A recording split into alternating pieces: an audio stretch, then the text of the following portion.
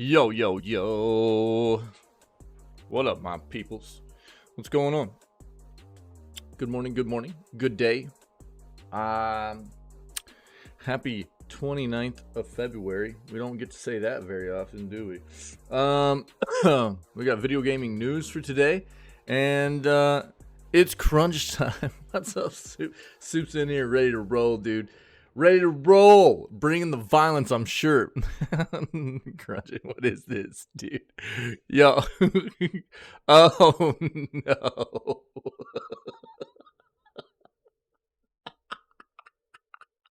Oh no, dude, for reals. It's crunch time, dude, for GTA 6. Shut up, dude. Thanks, buddy.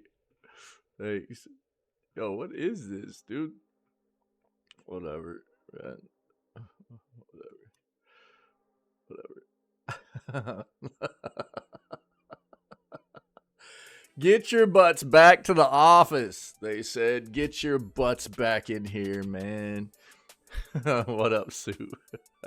How you doing, buddy? Good day to you. Good day. Hope everybody's doing well. It's good to see you guys. Always great after the day off to be back here doing our thing, hanging out, having a good time. Starting it off with video gaming news, as we do every single stream day, and then diving into this will be day 2 of RoboQuest. Man, should be a good time. So day 2 of RoboQuest, and we'll see where we can get on that. So I don't know. Hope everybody had a great day yesterday, and I'm glad to be back. And let's get at it, man. Let's get in here with video gaming news and see what we got for today. Soup's already starting us off, man. Soup's already. I've even got something from this was from Soup the other day. Twisted Metal live service game being shut down from Sony and amid their new layoffs, and then Grand Theft Auto 6. Devs asked to return to the office full time for productivity and security reasons. Interesting, yeah. So we'll talk on that. Soup's like, it's crunch time, baby. That's funny, dude. Yeah. You slackers, get your butts back in here to the office, man. It's time to get this game out. Oh, man. We'll see what else we can find, too. Wait, what? Now that we're friends again. Whoa. Is it okay if I pet you? Thanks, dude. Look at that. My dude. Manimus Pinky just resubscribed for 25 months. Kappa. Kappa, dude. Yeah. Kappa. Yeah, that's the appropriateness right there from Pinky for sure. Kappa. Yo, what up, dude? Hey, man, happy Thursday, buddy. I'm not even gonna lie, dude. I couldn't help myself. I woke up yesterday, dude. I woke up yesterday and I was jonesing so hard, dude, for RoboQuest that, like, while I woke up, I drank a cup of coffee and I did a couple of RoboQuest runs, but I didn't unlock anything new, like different locations. I just went. I didn't use any of the newer. I haven't tried any of the new bots out or anything. I just used the bots I already had unlocked that we saw on the first day and stuff. But I couldn't help it, dude. That game is so good, dude. I couldn't help it. I woke up yesterday and was like, all right. I got to do a couple of runs, dude, just to have some fun. So that game's good, dude. I'm really excited to get back in there today. What's a family? There was never a family. Yeah. These gaming industries, you know, they like to act like that everything's family oriented, right? We care about our employees. It's time for the family to come back home. Time for the family to get back home, back to their roots, you know? Yeah, exactly. Time for the the board members and the executives to buy another yacht. Right, exactly. That's exactly what that means. And that's why, like, every time you see the layoffs as well, they're like, man, we're a family around here, and we're really sad, woo, boo-hoo, that we had to do this. You know, we really, really care about everybody. But we know that's not the case, you know? Yeah. The family. So look, man, I think there are some good developers out there that have good culture and take care of their employees, but I think they're few and far between. You know, most of them, it's just a big facade. They try to act like that's the case, and it's not really. Pinky, thanks, buddy. 25 months, dude. Jesus, insane. I really appreciate it, brother. I really appreciate it. I'm guessing you're probably working, dude. So I get it. EA announces layoffs and cancels Star Wars game. Look, if you think I'm going to be beat up about the fact that EA's canceling a Star Wars game, you're wrong. EA is actually pretty bad about the way that they handle a lot of their games, and Star Wars is no different. You know, the way that they've released both of their Jedi games has been trash. People go, well, that's not EA, but it is. It's EA's subsidiary of Respawn, and you know, so it's, you know, Respawn is the developer, EA is the publisher, but Respawn is their company, and you know, it's terrible. So I would much rather see good companies have Star Wars games under their thumb to develop than EA. So now the layoffs. This is always the issue, right? This is always the issue. Oh, dude, trying out Pacific Drive? Yeah, dude, I'm saving that game for Scaretober. Yeah, saving that game for Scaretober. I want to play that game very, very badly. It's on our schedule already for Scaretober. Yeah, that was a definite play for me before it even released. That game has looked like a banger before it ever released. And dude, I love to hear you say that. Yeah, that's awesome, dude. I can't wait. I can't wait to play that in Scaretober, man. That's awesome. Oh, on your way to work. Nice. Don't feel spooky vibes in it that much. Dang it. Interesting. Huh. Okay. Not scary enough for Scaretober, maybe? Well, maybe I could play it in, like, September as a lead-up to Scaretober, then. That might be a play. We're going to have plenty of games we could play in Scaretober, so I could play it as, like, because it's still kind of dark and ominous and stuff, right? But we talk about that a lot. What games are better for Scaretober? Which ones aren't really scary enough? It's like the forest level is spooky? Okay. Then maybe like September leading up to Scaretober, we could do it something like that, you know? But yeah, that game looks amazing, dude. More atmospheric, right? Yeah, cool, man. Thanks, dude. Yeah, that's interesting, man. So maybe I'll do it like that. Maybe I'll play some more of the to get us in the mood kind of games in September, since we're not doing Stardew in that time anymore. So we'll look at throwing Pacific Drive in there during that time frame. Thanks, buddy. I'm glad you're playing it. That game looks awesome, dude. That game looks so good. I haven't even looked at reviews or anything for it, man. But that game looks awesome. So, certain games, the quadruple A games, you mean, right? So again, I mean, I think layoffs are never good, but this is one of those things I talk about. It's like, bad companies should die off. That means that people would lose their jobs. EA's not going to die off. We know that, right? So there's always this like mix of feelings for me about trying to promote not supporting bad companies, because we know what that means, right? That means that those companies will suffer. That means that they will die off, but ultimately that's like, you know, the sentiment of like a forest fire. If you understand the way fire works in the realm of, you know, it takes destruction to be the catalyst for creation, right? Then it works that way in the industry, in industries too, in business. And bad companies need to die off for good companies to take their place. Unfortunately, that's the you know, but the bigger these companies are, the harder they are to die off too. And EA is definitely not in a position to die off. So we'll see what this means. GTA 7's coming in book form. Yeah, with a mini game as a side note. Right, yeah. Yeah.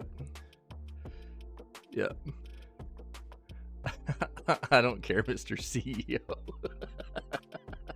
Fan fiction. Yeah. Narrated by Florida Joker. The audio book narrated by Florida Joker, dude. Oh god dang it, dude.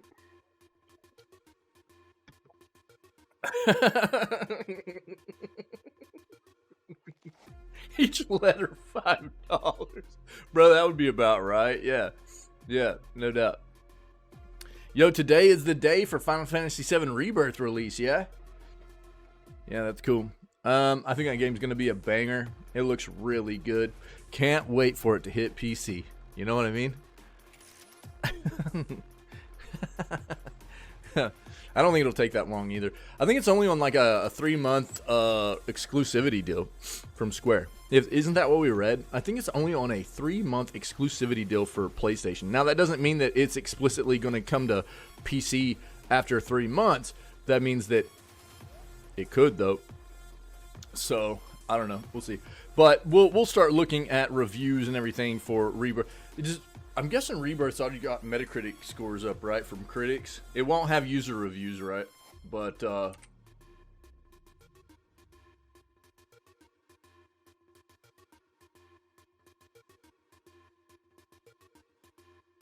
yeah. We had read that it was already sitting pretty high. One of the highest Final Fantasy games so far. We had read that. It's looking at like 92 right now. If this web page will load, we'll take a look at it.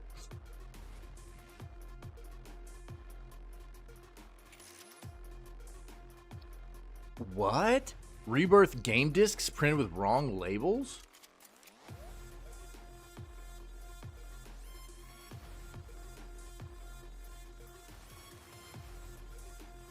Yo, if you get a hold of one of these, this is like, this is a big deal. Think about 15, 20 years down the line.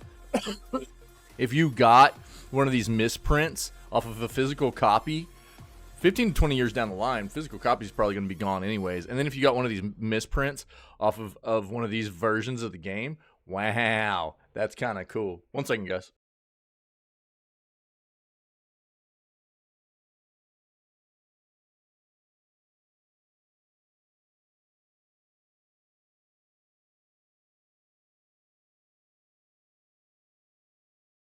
All right, sorry. Well, that didn't load.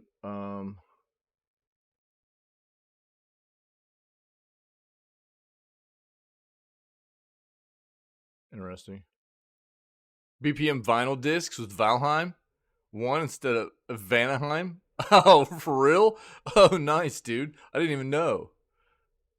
Metacritic's site is not loading, weirdly enough. Okay, well, we'll just have to take a look at that later.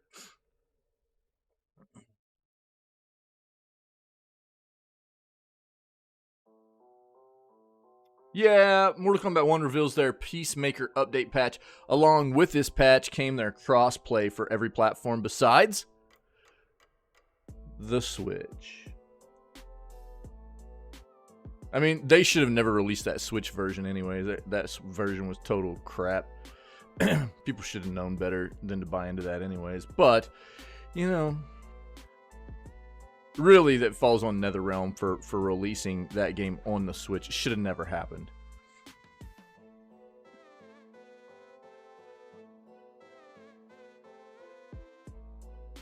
All right, see what else we got.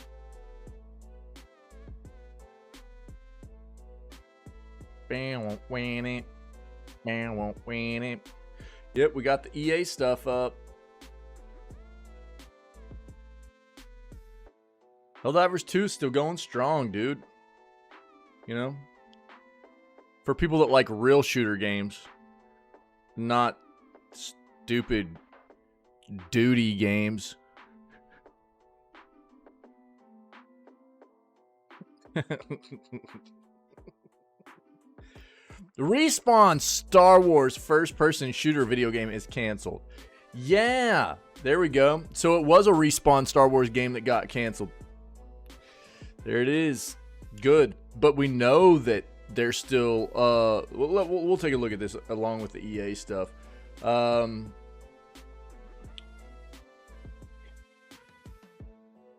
Do we need to look up that site?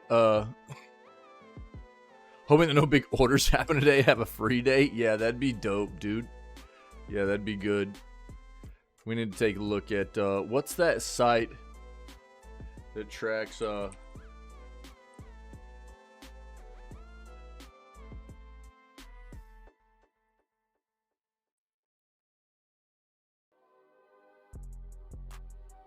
what's that site that's tracking this? There's a particular site, dude. What is up with my some of my searches just aren't going through. This is weird.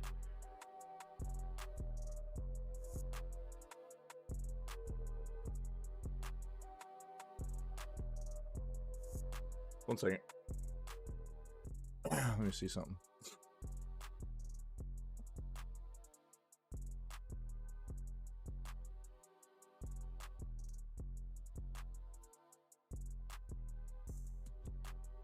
I thought it was just... Okay, look. I think we got it fixed. I thought it was just Metacritic, but I don't think that's the case anymore. Okay. We got it. We're good. Where's the... Do they have a link for that in here?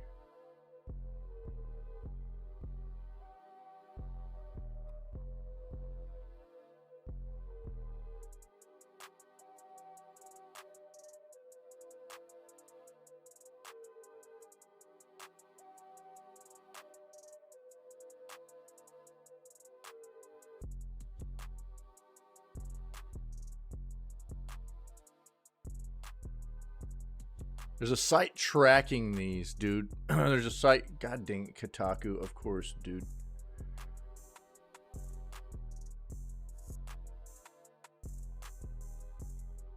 Hold on.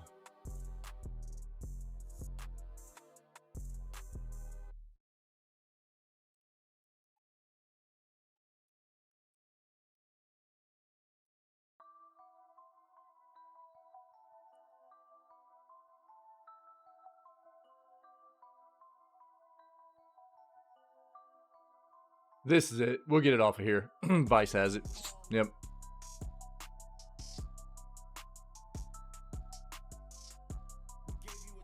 Dude, give me a break.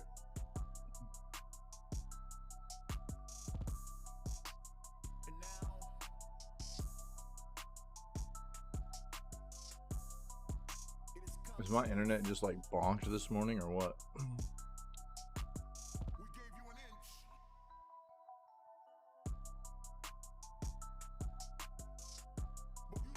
There we go.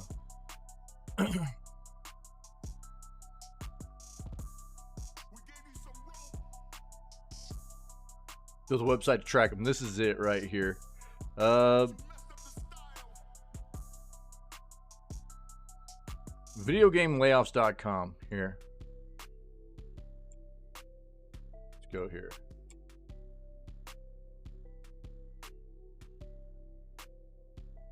Yeah, there we go.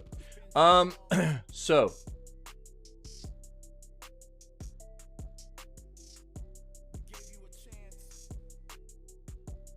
where's the total number at? Does it show the total number?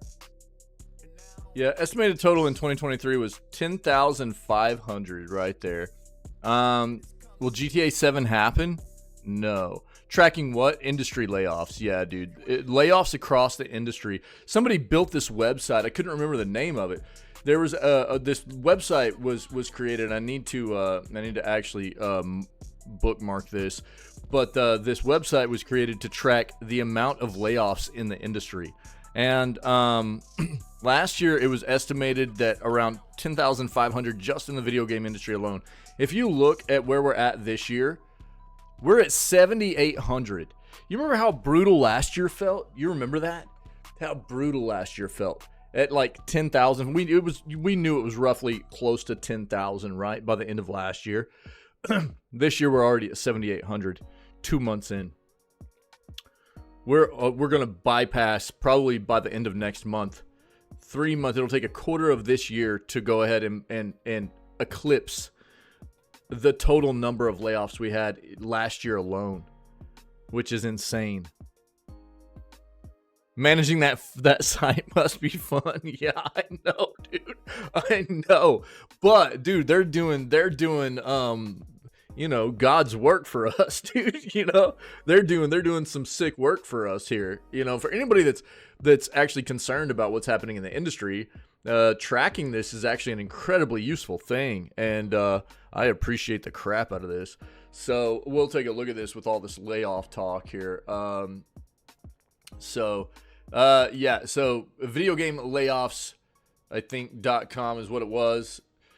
So we'll take a look at that. But that's crazy, dude. We're less than 2,000. Wait, no, less than 3,000 layoffs away from, and we're on pace for almost 4,000 a month right now of this year. We're on a pace for almost 4,000 layoffs a month this year.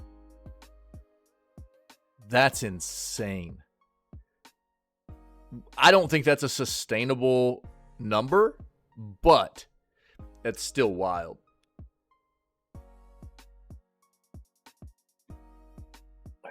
Oh, we're getting a new Barbie video game. Let's go. The Paranormal Activity video game coming as well. We got that up already. Final Fantasy VII Rebirth is glorious.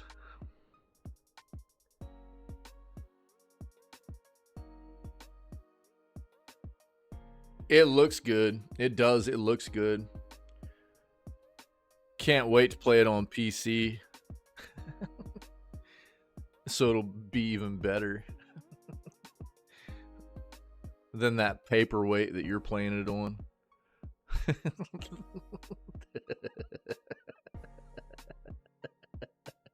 Yo, I tagged you in a clip in the Discord last night. Did you see it, Soup? He does. Yeah, I tagged you in a clip, dude. Here. Check this out. There you go, buddy. That's a pretty good clip, dude. That was a good clip, dude. Yeah, I came across that last night when I was like making a bunch of highlights and stuff, and I was like, "Oh, that was pretty funny." I was sitting here laughing while I was like highlighting that out, dude. I was like laughing about it. Yeah, that was a pretty good one, dude. Yeah, it'll be interesting. We'll keep track of Final Fantasy VII Rebirth rating wise from critics and users, as well as we'll obviously be keeping track of how well it does financially. Retail, it'll do very well. Yeah, I don't think there was ever going to be very much of a question about that. And especially after I saw this latest release trailer heading towards the release. Man, it looked really, really good, and so I expected it to do very well. I knew it would do very well already, but woo, man, it looks really good.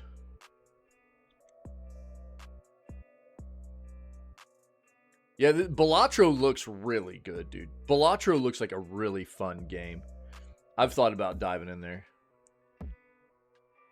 So it was the first-person Mandalorian game that got yoinked. So we'll pull this up there.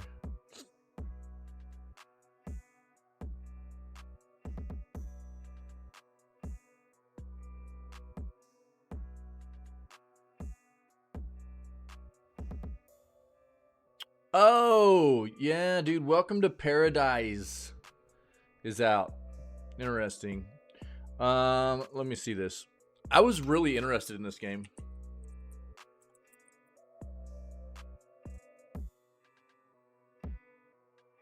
It releases in 4 hours, so we'll try to pay attention to that today or tomorrow and see how it's doing. Yeah.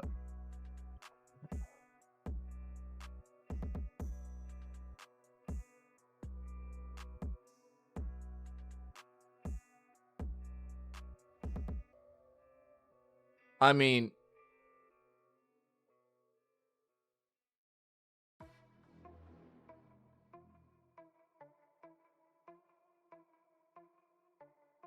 flipping Naughty Dog, dude.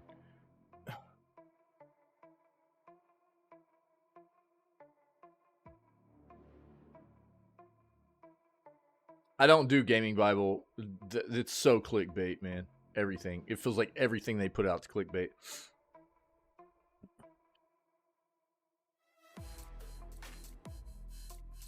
Mechs in Helldivers 2? Oh, shut your mouth. Looks like players will be getting controllable mechs in Helldivers 2 in a future update. Oh no. Alright. Crap.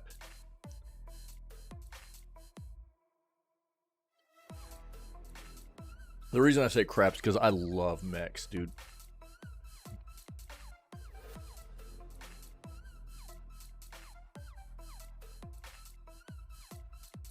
Oh, Jesus Christ. Yo, dude, the Matrix is going to be here before we know it. We knew this stuff was coming, dude. Look, I've been talking about this for a while. I was actually on the phone to my sibling the other night. You know, I'm of all my family members, I'm the one that really, you know, I've always been the nerd. I've always been the one that's been into tech, been into video games, stuff like that. And me and my sibling got into this conversation about AI and things of that nature, and I was like, have you even seen what like the new game engines are doing and how lifelike they are? And they're like, no. So I sent them a link to watch Unrecord, that new first-person shooter game being developed with the fisheye view stuff, and they were like, oh my god. They're like, what the crap? I was like, yeah, I know, it's crazy, right? And I was like, really, the only thing holding us back, and I've talked about this with you guys before too, the only thing really holding us back from the being fully immersed in these alternate realities, these virtual realities, is a lot of the haptics, the sensory inputs and stuff, right? So haptic feedback, you know, also the different senses of like taste, touch, smell, you know, the that kind of thing, right? But dude, people have to understand that the research and development on those fronts has been underway for a long time, and it's really progressing very fast. So while a lot of people are just still wrapped up in the notion of how lifelike a lot of the you know, computer generated images are becoming, and you know, then also along with AI, which is also kind of a daunting notion of where that's going to take us. Most people don't realize, I don't think, how close we are to a lot of these other inputs that are going to fully immerse us and basically put us into a state where we won't be able to really, basically it's the Matrix, right? The premise of the Matrix is not that far away with how fully immersed we'll be able to be in these alternate realities, these virtual realities. And I'm not saying that, you know, obviously we're a few years away from being thrown into tanks full of Vaseline and being, you know, incubated by robots and stuff, so they can live off of our life essence or anything. But, you know, the legit where we're getting with technology and is progressing very, very fast on the fronts of where that immersion is taking us. And now we have the GameSense device using AI to release video game smells as well. So let's take a look at what that's talking about. It's interesting. Yeah, we knew this, dude. Gaming Bible again, though. GTA will set to be the most expensive video game we've ever seen. Yeah. Yep. Yeah, we've known that for a while. Tokyo Game Show 2024 schedule and theme revealed. Let's take a quick peek at that and see what we might be getting out of the Tokyo Game Show. From Japan. How long does that last? Like 4 or 5 days, or is it a total week? I can't remember. We'll probably find out in here.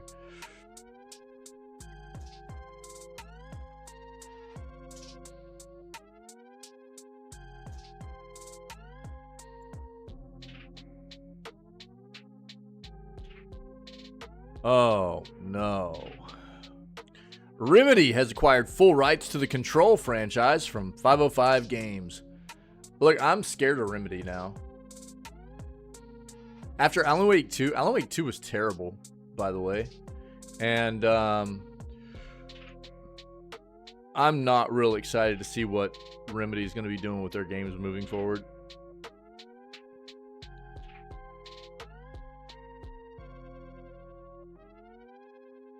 Children are pressured to buy in-game items.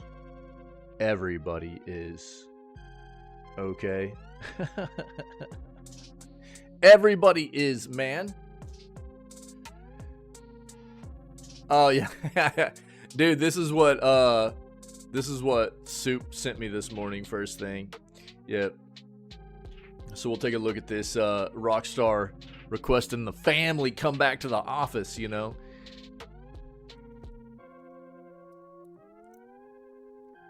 Oh, Black Myth Wukong among China's latest batch of approved video games. Interesting.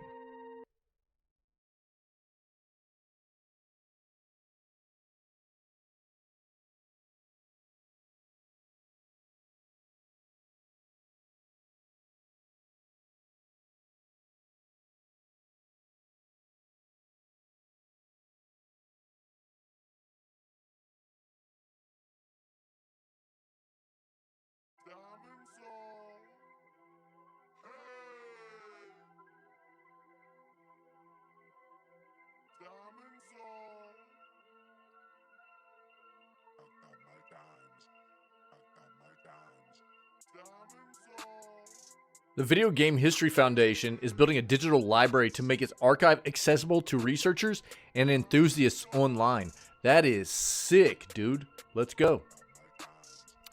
The history of video games is very important, and it's not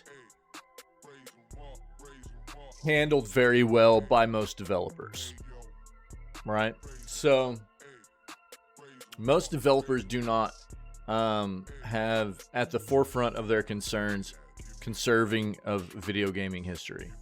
So some different organizations have come about really just by video gaming enthusiasts that have taken it upon themselves to kind of pick up the ball, if you will, where a lot of these corporations have dropped it to try and preserve video gaming history. And this is really, really cool. So we'll take a look at this. What's happening here? Give me that.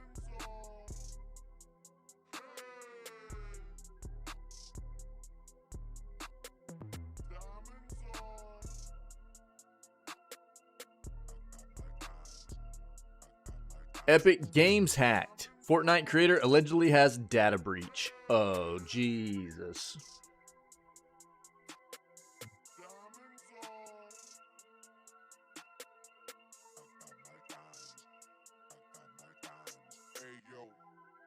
This is clickbait. It's basically just talking about how Helldivers 2 doesn't have an Xbox release date right now or anything. There's no plan for it. So that's all that is.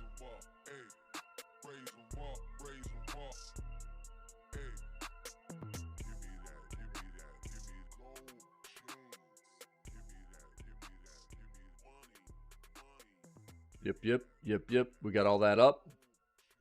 Tekken 8 has released their new update. We'll take a quick peek at that, see if we can give everybody the patch notes for Tekken 8.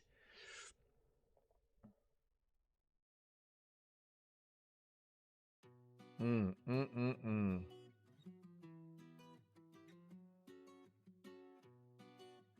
the deal with some of my websites here just not loading in correctly? Take a look at what's up with my browser. I didn't mean to do that, but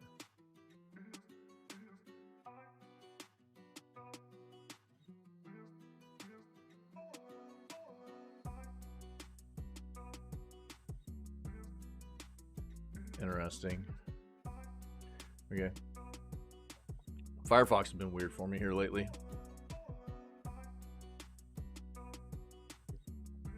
Might be time to try out Opera, you know?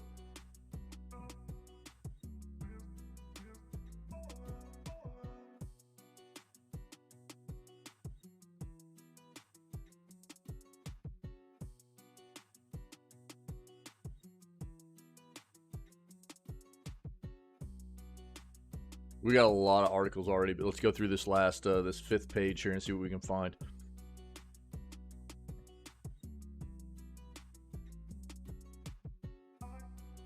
Looks like Ridgeline Studio has been closed with the EA layoffs. I mean, look, dude, Battlefield's been terrible of late, so you can't, you know, it's not a big surprise seeing the Battlefield staff getting wrecked out of EA, to be honest. But we'll talk about that in a moment once we hit these articles we already have up. This video game magazine trolled a Final Fantasy VIII hater for 2 years.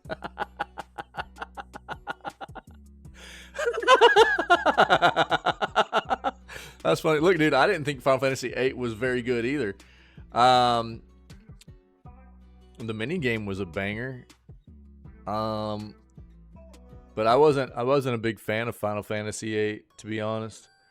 After, I think, playing Final Fantasy VII and it becoming my favorite game, and has been ever since, and then Final Fantasy VIII coming to the table, I was just like, man, this isn't really it, man. You know, it just didn't do it for me. And so, I mean, you know, this very easily could have been me getting trolled here, I guess.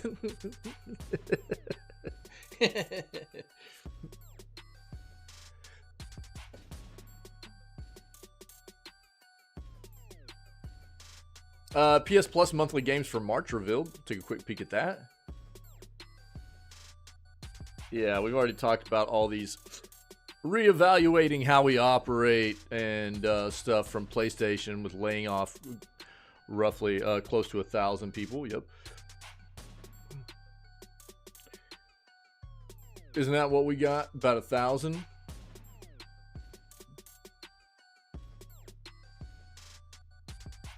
Yep, 900. Yep.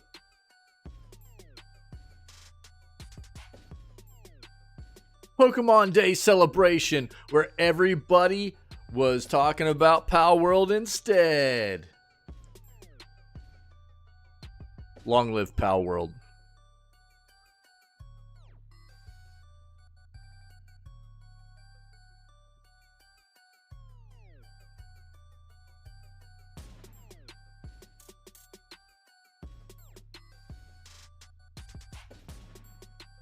Crown Wars, the Black Prince gameplay revealed in a new video. Cool. Let's take a look.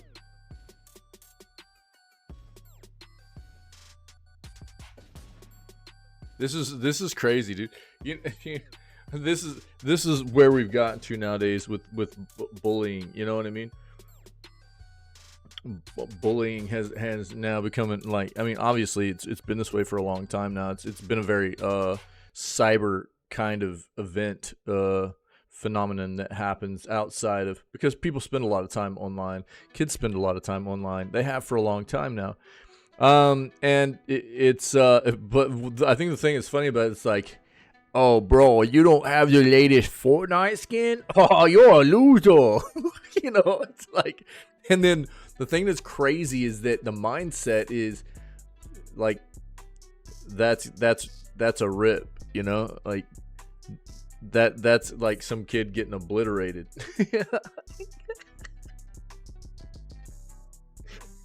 Which is wild, dude. You know, it's just crazy. All right, let's dive in here.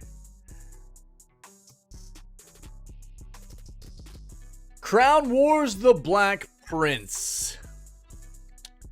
Gameplay revealed in a new video. A new gameplay video for Crown Wars: The Black Prince was released today. which shows all the main gameplay features of the turn-based tactics and strategy game. A pre-release demo of the game was playable during Steam Next Fest in early February. It received lots of positive reviews and attracted more than 10,000 players, placing it in the top 100 of most played demos. The game will launch on 14th of March on PC, PS5, and Xbox Series X and S. This is a rough release date for a game, as it has a lot of competition. The month of March is just, dude, packed with some notable releases. But let's take a look at this.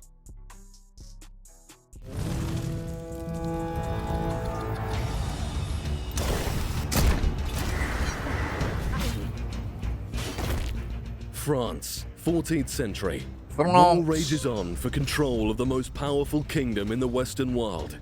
As the country is torn apart, a new threat emerges. The unspeakable order. I think that they organization whenever, in the shadows. probably because you don't have the pro, you know. If you had the pro, it would have been fine. And the kingdom's best hope. Call me Nicholas. I'll be your advisor. Your first task is to restore the influence of your name and your modest domain nestled at the heart of France. That's the game you play in here every day. So choose building upgrades carefully. In the barracks, recruit, train, and equip Works your as soldiers with expected the from best an weapons and iPhone. armor. Yeah, exactly. Mastery of a weapon increases with experience. Unlocking new battle strategies and certain quests also unlock unique weapons. In the laboratory, develop new ways to heal wounds or sow terror within your enemy's ranks. Captives will be sent to your prison, granting powerful passive bonuses, or you can also free them for sizable ransoms. Build squads to take advantage of the synergy between your soldiers' unique strengths and weaknesses. Deploy a strong front line with Crusaders with their immense strength. Perfect. Versatile I want to play duelists and War Tales, dude. That's what I beastmasters want to who play. Control primal forces. Attack from a distance with flayers hiding in the shadows. Terrorize enemies with the alchemist's potions and char the battleground with gunners and their experimental firearms. Each unit has unique skills and bonuses that can turn the tide of a fight. Works as expected. Yeah. It's now time to prepare for our next battle. This is the map of France, which shows the various enemy factions and the missions. If there available aren't to you. baguettes in this game, If then you it's a don't total act quickly, loss. These opportunities will disappear. It's just a total and you'll loss. lose valuable rewards. Deploy your troops, considering the time it takes for them to march there. And beware the order and its evil influence, or watch the kingdom fall under its clutches. Once you've reached the battlefield, strategically position your soldiers to surprise your enemies. Your positioning Even will affect your RoboQuest accuracy has and your baguettes chances of in the inflicting robots. critical hits. Yeah. Find covers, high It's grounds, not even and set in take France advantage of either. the battlefield's characteristics to gain the upper hand. Remember, No doubt, your dude. soldiers can't Yeah. do everything all at once. They can move and use up to 2 actions each turn. Think tactically to dominate the battlefield. The fate of the kingdom rests on your shoulders. Strengthen your domain and win the toughest battles with sword and wit.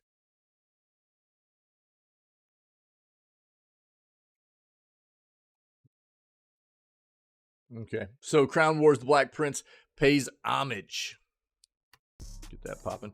To turn-based tactical and strategic games genre aims to respect the conventions that this gaming community loves, including mechanics for cover, positioning, skill combos, complex turn-based tactical situations, multiple primary and secondary objectives, wide variety of weapons to choose from and upgrade, based on class, over 100 class skills per character to unlock with a range of different effects, and a wide variety of finishing move cutscenes. They've got links in here to the game on Steam and all that stuff, so if you're interested, okay, I'll link it to you. Boom. PlayStation Plus monthly games for March revealed. What do we got here? New blog post. PlayStation revealed the monthly games coming to PlayStation Plus in March, all of which will be playable next week on March 5th. The announcement confirms recent claims that Sifu would headline the service next month. Slow Clap's Indie Darling continues to maintain very high ratings. Fans praise its fluid beat-em-up controls, pacing, and tremendous style. Full list of PlayStation Plus games coming next month include EA Sports F1 23, Sifu, Hello Neighbor 2, and Destiny 2 The Witch Queen. February's monthly games for PS Plus included Foam Stars, bleh, a AI-riddled, over-monetized shooter that wanted to just be Nintendo Splatoon.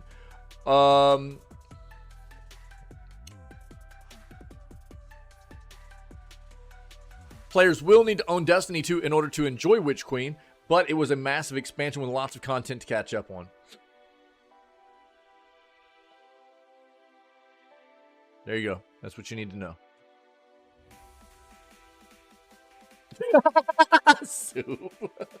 Tekken 8 releases new update along with patch notes. New Tekken 8 is live. The patch notes reveal a host of changes to the game's characters. Bandai Namco has released a new Tekken 8 update with via PC, PS5, Xbox Series S, and X, alongside patch notes that reveal and detail everything the patch does. This will be patch 1.02.01. Doesn't do a ton in terms of new content or features, but does include the new UT times Tekken in-game collaboration customization items. There are some improvements to the game, bug fixes, and adjustments to some characters. So, looks like all downloaded and personal replays before this patch will become obsolete, thus unavailable for playback. Online replays, all online replay data from before the update will be deleted. Super Ghost Battle, a character and move properties will be updated to their post-update state. Customization items with the same design as the UT collaboration t-shirts commemorating the 30th anniversary of Tekken, sold at Uniqlo stores, will be available for free in the Tekken shop. These items include customization items for playable characters and avatar customization items. Tekken Shop implementation. In the Tekken Shop, you can obtain various customization items such as popular legacy costumes for playable characters and avatar skins for specific characters. They plan to add new categories and items every month. Various items in the shop include both free and paid items. Paid items can be obtained by spending Tekken coins purchased in each platform store. Measures against players discovered cheating in ranked match. High-ranking players who were reported multiple times and were found to have cheated were removed from the leaderboard. Their ranks were reset to beginner. No. They should be banned entirely. If they were found to have cheated without a doubt, they should be banned entirely from the game. They should not be allowed to play anymore. It should be over for them. It doesn't matter. They should be completely obliterated from this game. They should not be able to play it anymore. That's the way this should go. Online competitive games, lock their rank as noob.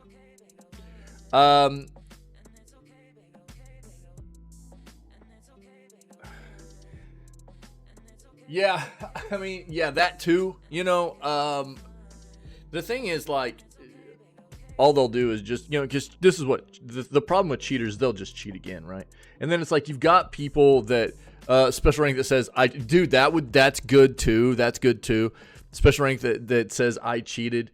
Make it to where, you know, it's a rank where you know, only other people with that rank can be in that, you know. But cheaters are always going to cheat again. They're always going to try to find a way to cheat again. The best way to address those people are just to not let them play the game, in my opinion. Be like, you're done, dude. You can't be a part of this anymore. Put them in that rank. Make that rank only be able to fight other people of that rank, but also make it to where they can't access the game anymore in a playable capacity. You know, like they can probably boot up the game and like look at characters and stuff, but anytime they get into a match, they maybe just like sit there and can't control the character or something. You know what I mean? Troll them out. Just like we saw Call of Duty here recently with the splat stuff. If you guys didn't see that, it was actually phenomenal. So anytime players jump on an account and they've been confirmed to have been cheating, in Call of Duty, you know, you drop in or whatever, their parachute just goes away and they just fall. They just fall and just hit the ground and just, you know, lay there dying. And if anybody reses them, they just hit the ground again and die. It's awesome. So you know, if you're gonna let people stay in the game, troll them out, you know. Otherwise they need to be just completely banned out, because if you let them play, they're just gonna cheat again. That's the thing. So find a way to troll them, or just completely remove them. Either way. In Tekken Fight Lounge, the matchmaking waiting state now continues after finishing a match in match anywhere without needing to select it again. In Tekken Fight Lounge, my profile can be selected when accessing the customization shop staff or terminal. Status of members in a group and player match is now displayed. Max number of consecutive wins displayed increased from 99 to 999. Then they've got some bug fixes and stuff too you can take a look at. I'll link it for you.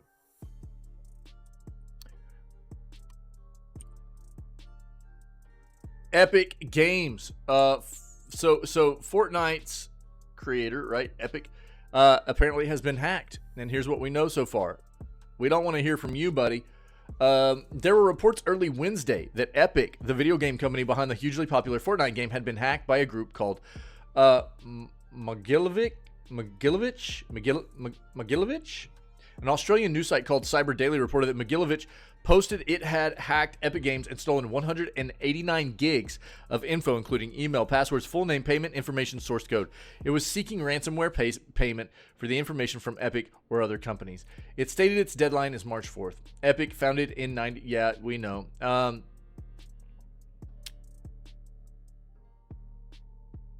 What is Epic saying? Epic posted on X, formerly Twitter, they have not heard from the hackers and investigated the claim within minutes of its post to the dark web. Zero evidence right now that the ransomware claims from Mogilevich are legitimate, Epic tweeted. Mogilevich has not contacted Epic or provided any proof of the veracity of the allegations. Epic said they even reached out to the group but have not gotten a response. Keep investigating, Epic promised. Yeah, so as with any kind of situation like this is the way it always goes down, right? So, first and foremost, here's the issue. These companies don't normally concede to these kinds of requests anyways. Like, pay us for this data or we're going to release it. Because the fact of the matter is, they'll probably release it anyways.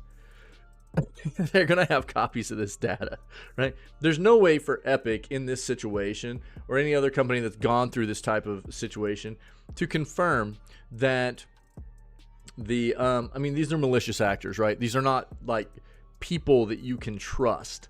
So to go, yeah, we'll pay you what you want to give us our data back and to not release it, you can't trust that. So, you know, when it comes to the way these businesses address these types of situations, it's like, well, if we can't confirm and trust that the data is not going to be, because you know they have backups already. If they actually did hack this company, if they hacked Epic and they have this data, you know they have backups. And then it's like, well, how do we know that the data will never get released if we pay you for the data to not release it? It's you can't confirm that, right? So that's the reason these companies don't ever, you know, concede to paying for the data to not be released, because you can't ever 100% confirm that it won't be released. So what the process is this is about a day now. Right, we've had about a day since this was something that had been announced. That is a potentially situation that Epic is dealing with. They're going through forensics, right? So digital forensics, they've got a team, I'm sure, that's in there scrubbing through any kind of traces of trying to find out where they could have potentially been breached, right? And one of the reasons they're trying to reach out to the malicious group is to find out. It gives them a better idea where to look and where to start and how to find out if this was in fact something that happened. There's usually traces, right? And not only do they need to find out if this is legitimate, but they also need to find out how to close off this vulnerability from being exploited again, right? So Epic's got a lot of work on their hands right now, and I guarantee you over the next couple of days we will find out more about whether or not this is legit. It probably is. They usually are. If it gets announced like this, it usually is. But not only do they have their hands full with trying to deal with the ramifications of this data leak, determining what all is in that data, but also, you know, fixing this vulnerability that's been exploited and making sure that it can't be exploited again. They've got a lot on their hands right now. It's not a good look. Leaked video gives a look at mechs in Helldivers 2. Oh my god. I love mechs, dude. Players will be getting controllable mechs in Helldivers 2 in a future update, and we seem to have our first look at them in-game. According to a leaked video found on Reddit, Helldivers will be able to get in and out of mechs during missions to help with their efforts to spread democracy. As far as when the update is coming, that remains unknown. The latest update comes via the game's Discord when a staff member said the mechs are good to go. G2G, dude. Mechs been good to go for a while, they said. There's still some additional polishing being done by people who can't assist with server issues. Mechs were a part of the first Helldivers, offering you help on missions and providing various advantages. Well, the plan has been to include them in Helldivers 2, they just never made it into the game for launch. As far as how they'll work in the new game as opposed to top-down original, that remains to be seen. That said, the video below does give players a slight idea of what to expect. Insider has reached out to Arrowhead Game Studios for comment on the mechs update, and this story will be updated accordingly with any kind of, any kind of response. Yo, we can't full screen this? Are you flipping kidding me?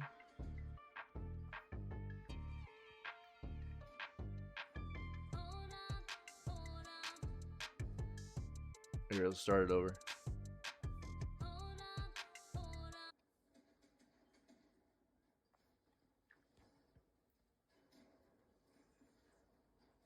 Garbanzo game? What, just because you thought it was too hard?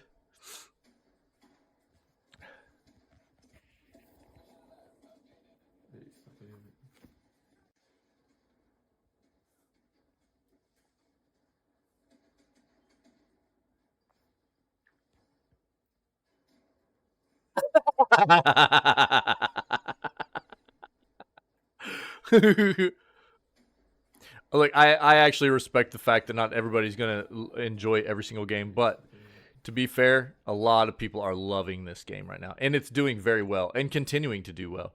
And ooh boy, the mech part of it's going to get me hyped up. I've already been close to buying into this a couple times, and the thing that I find to be kind of off-putting is there's no real progression in it as far as like. I know there's progression on the front of you continue to unlock different weapons and things like that, but man, I want to see it be a bit deeper. I like my games to be a bit deeper with the progression on the front of, yeah, you unlock weapons, you unlock skills, you unlock abilities, and then you know, the more you use those ones that you like, you level those up, you get upgrades for them, things, and from what I understand, this game doesn't necessarily have that. So that's one of the things that's kind of prevented me, but it does appear to be a good game for a lot of people. Dead in Months, Power World 2 in the making. Please. You just wish, dude. All that hate, all that haterade you've been drinking and vomiting up for Power World is hilarious. You just wish, dude, that most of your AAA games could touch what Power World has done, you know? I see where the hate comes from, you know what I mean?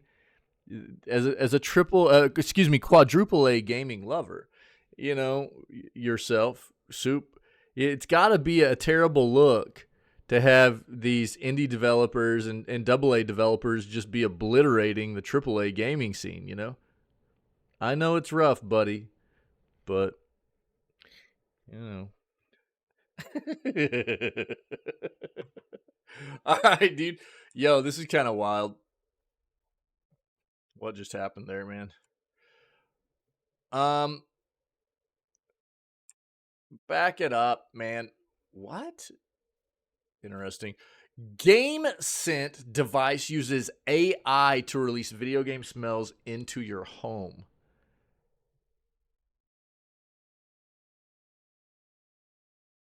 Dude, these things are going to get hacked to just release fart smells into people's houses. It's going to be awesome. People are just going to hack these things to troll out people and just release fart smells all the time. It's going to be great.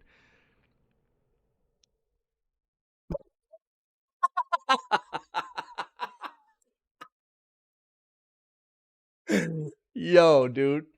Well played. Well played, dude. I like it. If you ever thought that the smells of gunfire explosions would make you a better Call of Duty player, then GameScent could be your dream come true. Bringing smell-o-vision into the 21st century, the newly launched device uses AI to release real-time scents during gameplay. What's going on here, dude? I forgot to turn this back on. Let's go. Let's get into that. Currently compatible with all consoles. Wait, what? There we go. PC, VR, and streaming platforms. GameScent uses the company's AI technology to process real-time audio cues into odors meant to make video games or movies more immersive. Studies have shown that the sense of smell imprints in long-term memory more strongly than anything else, said GameScent president Casey Bunce. With GameScent, we're hoping to elevate gamers' experiences to be more exciting and memorable than they've ever been before. Essentially functioning like a diffuser, the GameScent uses scent cartridges to unleash smells including gunfire, explosions, forest, clean air, storm, and racing car into your gaming room, with the clean air scent meant to clear out the aromas released by the device during a gaming session. See the announcement trailer below. Once you run out, refills for cartridges will be sold separately. Looks like there are more scents on the way too, as Blood Ocean Sports Arena. There you go, dude. There's your sweatshop, dude. And fresh cut grass are listed on the website as coming soon. There's no proof that GameScent will actually make you a better gamer, but it could potentially make your deaths more realistic. Listed at $180 US, it's currently marked down to $150. Pick yours up here at this link. Let's watch this, dude. This is wild.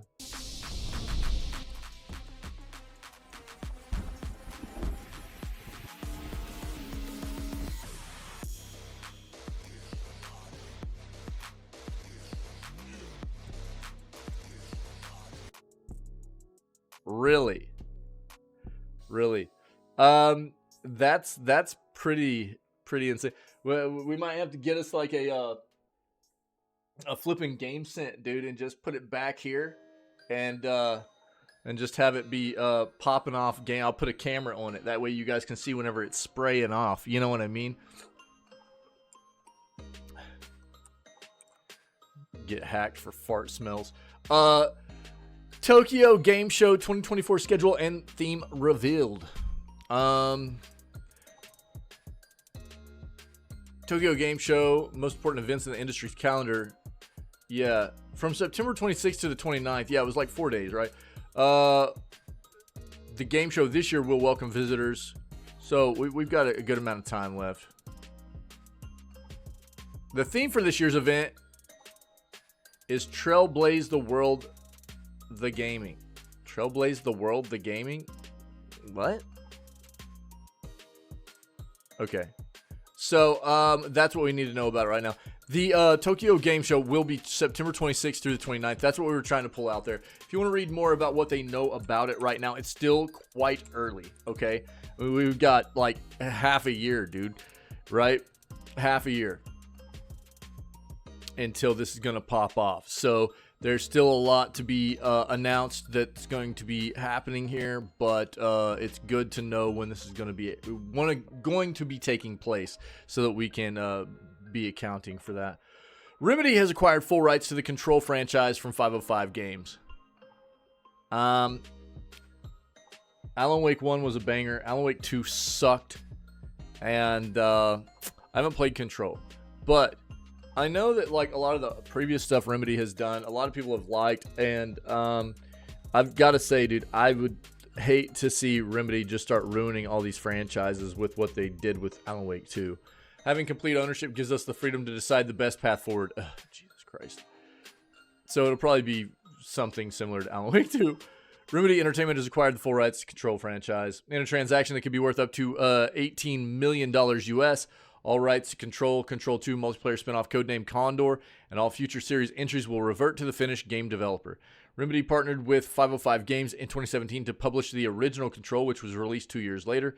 The game has sold over 4 million copies and generated shareable net revenue of approximately $8 million for the companies. As a part of Remedy's long-term strategy to have more ownership over our business and the IPs we have created, we have gotten back all the rights for Control and the in-development Condor and Control 2. Having complete ownership over the Control franchise gives us the freedom to decide the best path forward. We will consider our options carefully, knowing that Control is considered an attractive franchise by many partners. Condor and Control 2 have both progressed well in recent months, and we expect these projects to reach their next development stages during the first half of this year.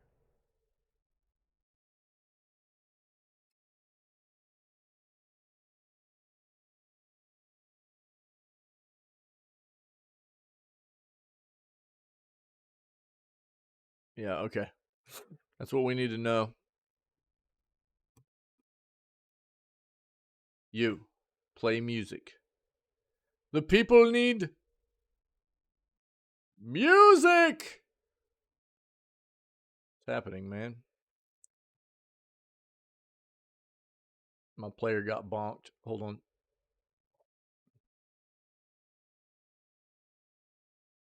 Don't bonk, player.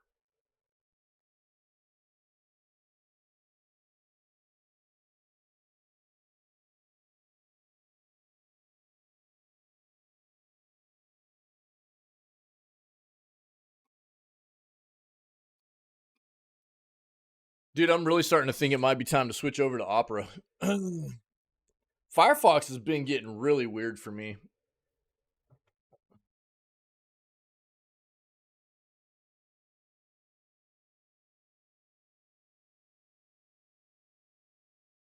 And I can't figure out why. I didn't change any settings or anything.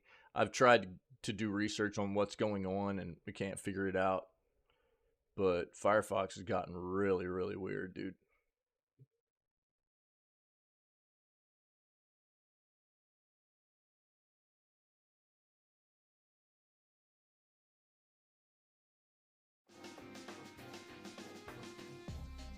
Opera gang, yeah, it might be, dude.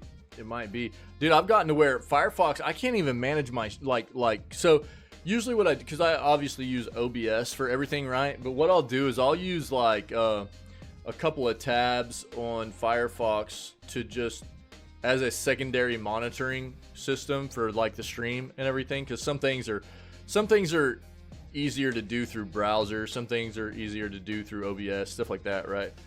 Dude, I can't even do anything for my stream anymore through Firefox. It's just totally bonked. Nothing will update, nothing. I can't figure it out. And now like websites are just getting totally trashed. I don't know what's happened. And again, I haven't done anything to the. Dude, I've cleared out the cache. I've done everything I can figure to try and fix stuff, and it's just totally bonked, dude. I don't know. So I might have to just go try out Opera, dude, because I'm not going to be using Chrome, you know, like it's just not the play for me. I don't really like Chrome, but Opera might be it, dude. I've heard good things about Opera from many of you as well, so that might be the play. Yeah, might be time to switch, man. Might be time. Let's keep it going. Highly anticipated Black Myth Wukong among China's latest batch of approved video games. So we all know how China's been working, dude. They literally, dude, their regulations on video games have gotten so brutal, so brutal. So it's this situation of them with game releases. They've got a ton of developers over there, right, that basically sit there with there's like this huge bottleneck where their government restricts the release of games by saying that we have to give you a permit. So nobody can just release a game in the gaming industry that is, within China. They have to get a permit to release games. So what happens is China basically gives out like 40, 50 permits every 3 to 4 months. So there's like this just massive boatload of games that just sit there constantly like piling up, where only a few of them are getting through every once in a while. It's really crazy. But China has approved more than 100 new domestic titles in a positive move for the industry after a rout of video game related stocks late last year. Black Myth Wukong, an action role-playing game developed by the Hangzhou-based Studio Game Science, one of the most awaited titles. Yeah, it is. It's been delayed a number of times, but it does look pretty wild. It looks pretty good. So China's video game regulator approved 111 new titles in February, including the new highly anticipated Black Myth Wukong, giving the industry another confidence boost after a stock rout in December. Yeah.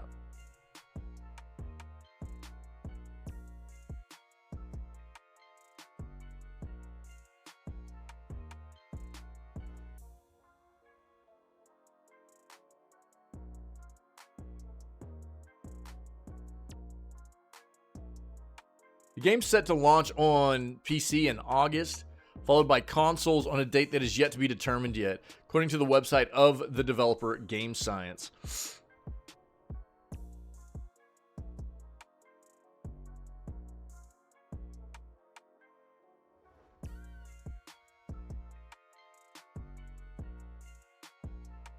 Yeah. Yep, the rest is kind of fluff material, but that's what you need to know. It's been approved now. It is slated to release in August, and we'll see what happens. There's a lot of hype around this one. There has been for a long time. The VGHF built an archive of gaming history and is making it available online. The Video Game History Foundation is turning its expansive collection into something you can browse from home. Again, like I said, whenever I brought this or found this article in the first place, video gaming history is very important.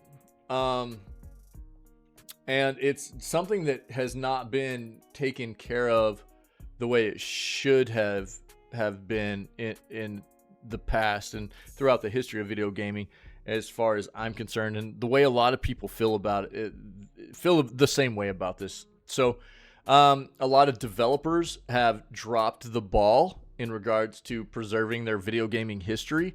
And really what has happened is there are many, many video gaming enthusiasts that have picked up that ball and taken it upon themselves to create these organizations revolving around trying to preserve video gaming history.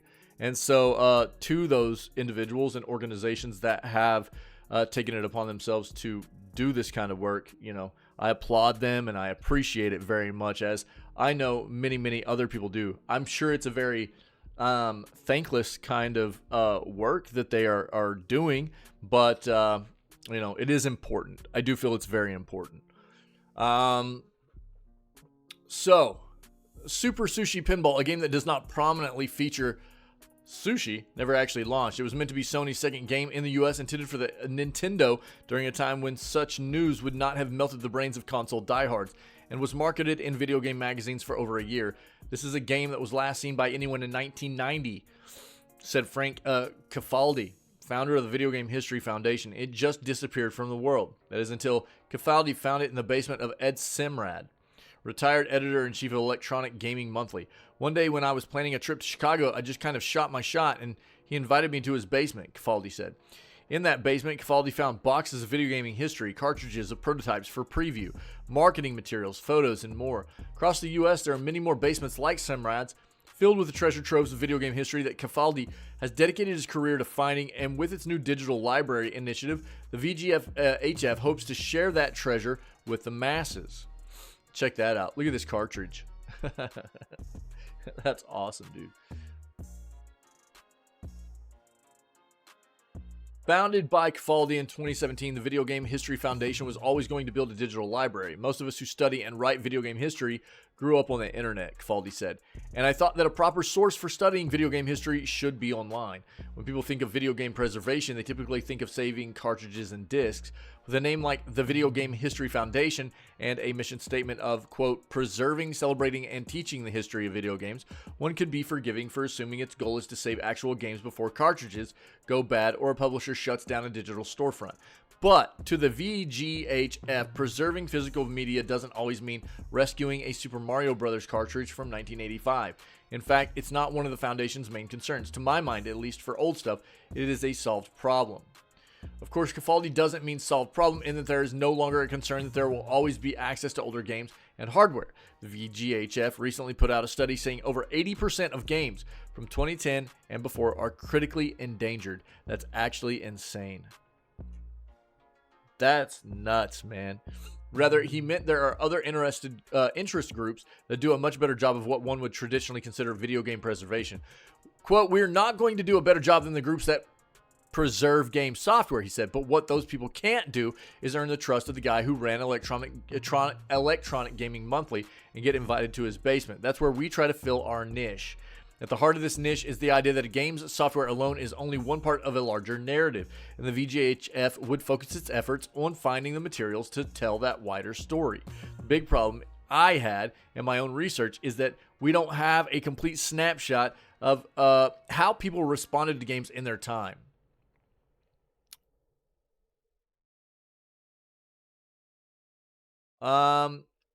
The VGHF has a collection of roughly 8,000 magazines across 200 publications that it is working to scan and upload as a part of its new digital library tool. Sick, dude. Kind of thing we're building is a digital representation of a physical archive. We want you to read video game magazines. We want all of that text in it to be searchable, which sounds like something that's really easily solved, but it's not.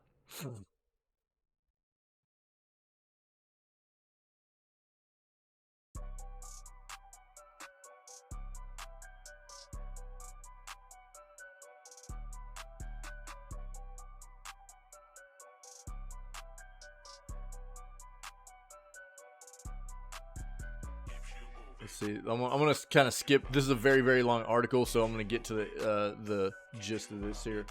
One second.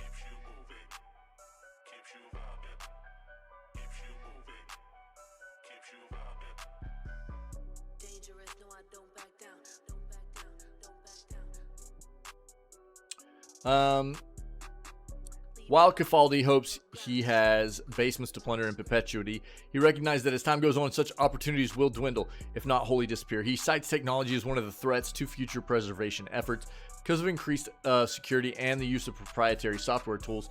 Harder and less likely that developers, once they leave a company or retire, will take valuable documents with them. Most of the stuff we have from the past is kind of by accident.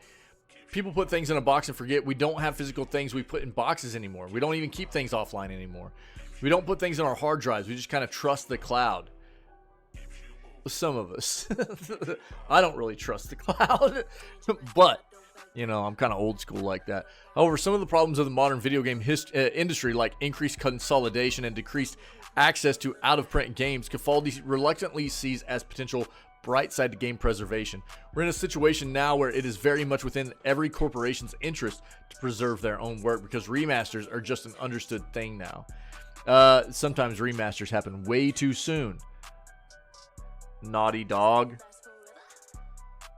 According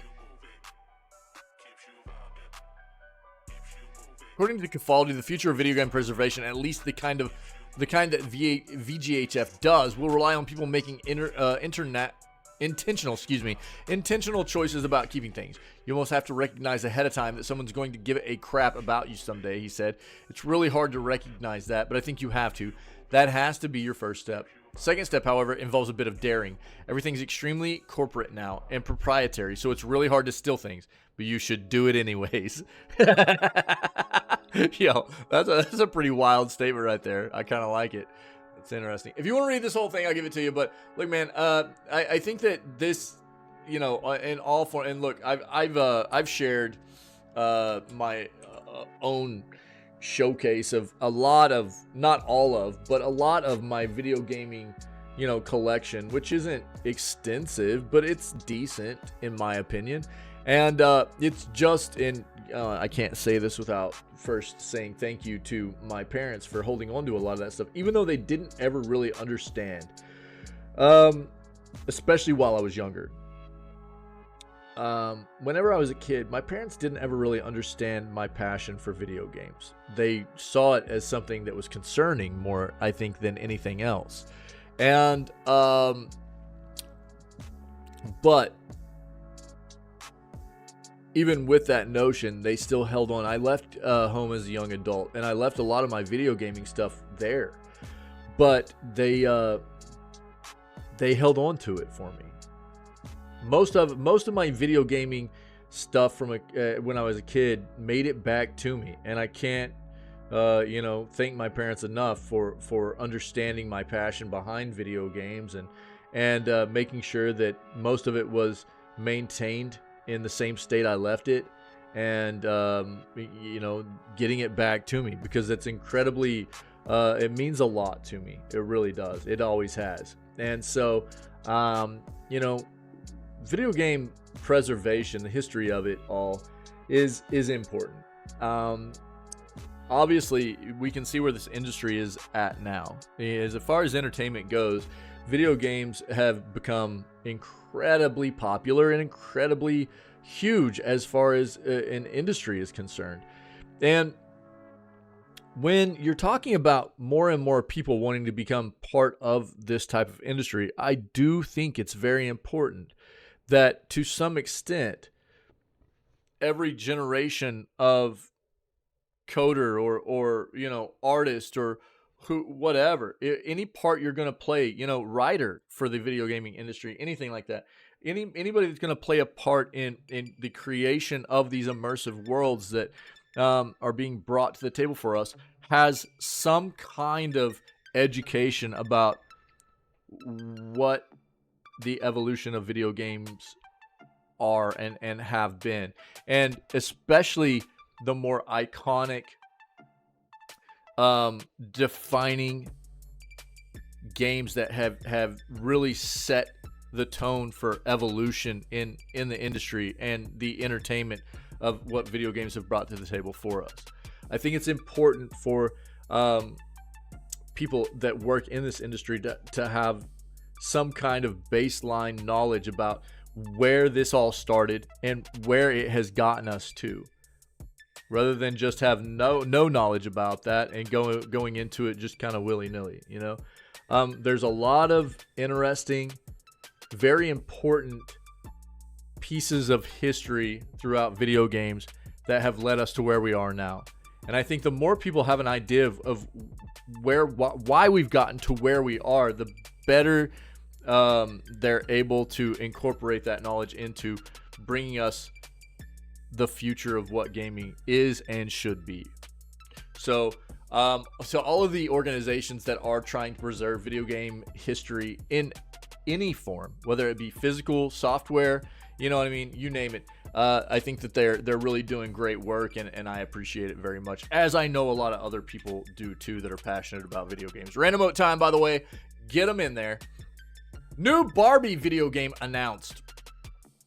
There is a new Barbie video game that will be released relatively soon, which means fans of the 2023 movie may have something to look forward to. Barbie's been around in video games for a long time, but I don't think there's been like a lot of current stuff, you know? So I'm just going to kind of bullet point this, and then I'll let you guys read all of it if you want. A new Barbie mobile game, it's a mobile game by Rollic, is coming this year. The potential connection to the movie could boost game sales. The game aims for an immersive experience, tapping into hyper-casual and live service gaming markets. So you know what this means. And obviously, as a mobile game, also monetization. So get ready for it. Rollic is a Zynga-owned developer. Yep.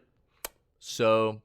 yeah, and they're going to try to play off of the fact that Barbie is a recent movie. It's very popular, and so if you want to read the rest of this, then by all means. But we got a Barbie mobile game coming our way, you Barbie nerds. Pink Gang where, though? Pink Gang where?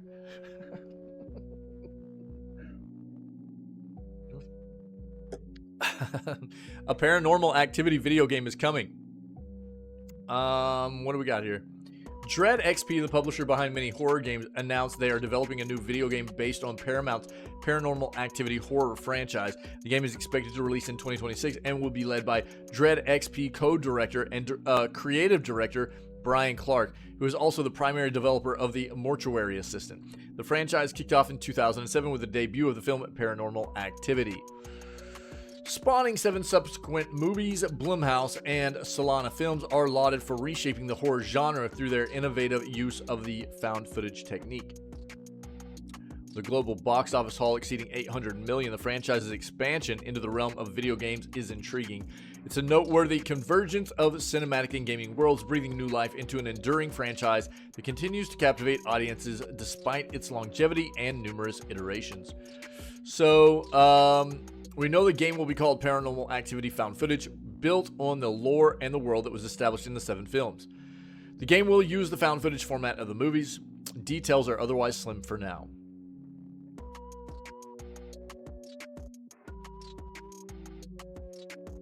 So that's the gist of it. That's what's coming our way. Okay. Oh, here we go, man. Into the stuff that we can't avoid every day in the video gaming news segments. Layoffs. So here we are again with even more of the layoffs.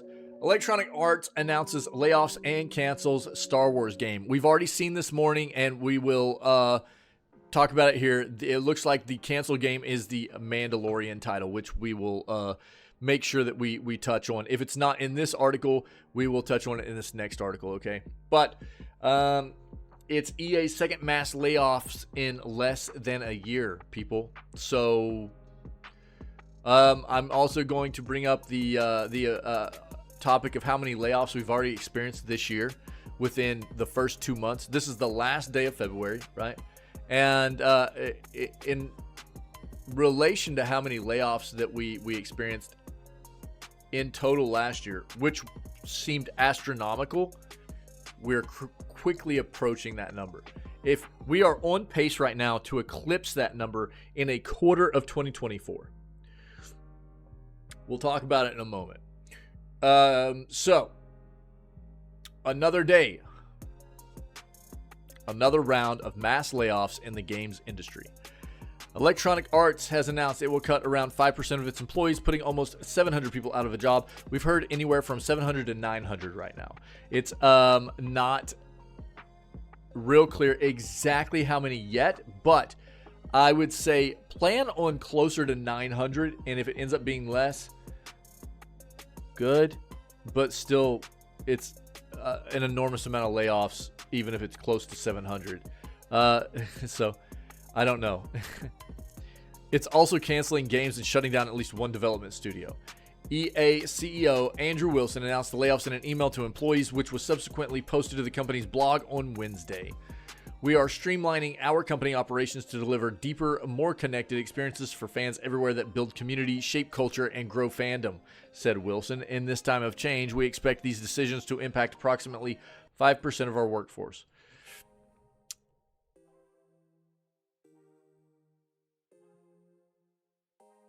Why is it that, like, this is the same crap we hear out of every single company? It's literally almost the same exact quote out of every single company every time we talk about these layoffs. It's so stupid. I'm so tired of hearing it. You know, according to EA's 2023 annual report, the company employed approximately 13,400 people as of the end of March last year. So roughly a year ago, 11 months ago. 5% of that is 670 people. We will support and work with each colleague with the utmost attention, care, and respect, wrote Wilson, a wordy euphemism for laying them off. Yeah, basically, we want to act like we care, but we don't really care. Skirting explicit phrases such as layoff, cut, and reduction in the headcount. Wilson stated that EA would try to shift staff to new projects or roles before it lets them go. Conversations with the impacted employees have already begun and are expected to conclude around April. Even so, it's likely many people will find themselves without a job. This is the second mass layoff EA has announced in less than a year. In a similar blog post last March, Wilson revealed that the company would cut 6% of its workforce at the time, amounting to almost 800 people. Mashable has reached out to EA for comment. EA moving away from licensed IPs.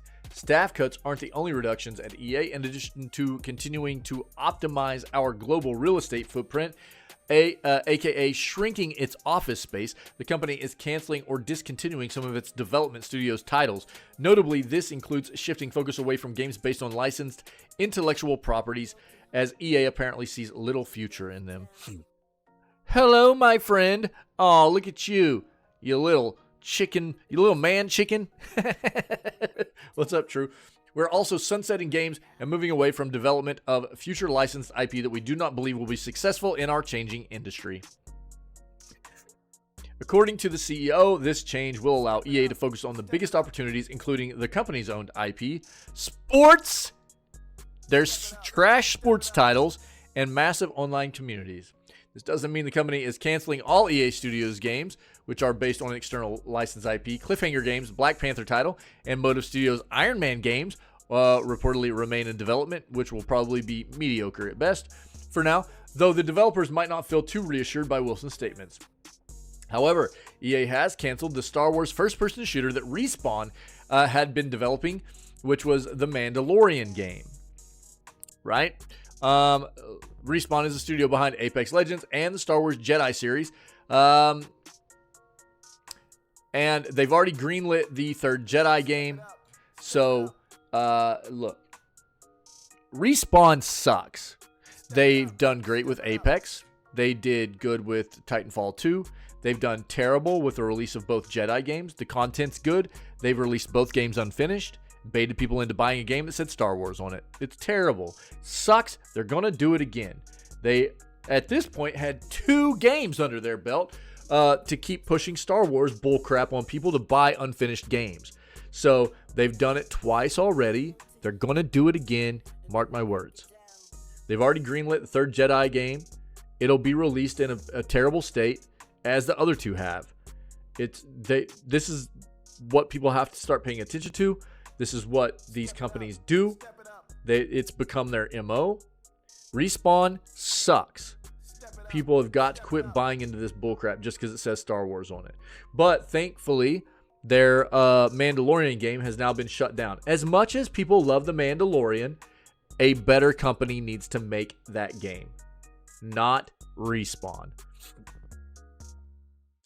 As we've looked at Respawn's portfolio over the last few months, what's clear is the games our players are most excited about are Jedi and Respawn's rich library of owned brands. Knowing this, we have decided to pivot away from early development on the Star Wars FPS action game to focus our efforts on new projects based on our own brands. So that's where the Mandalorian game has been shut down. They are discontinuing Kim Kardashian's Hollywood. Consider me really, really, really upset about that one. Lord of the Rings, Heroes of Middle-earth, MLB Tap Sports Baseball, and F1 Mobile.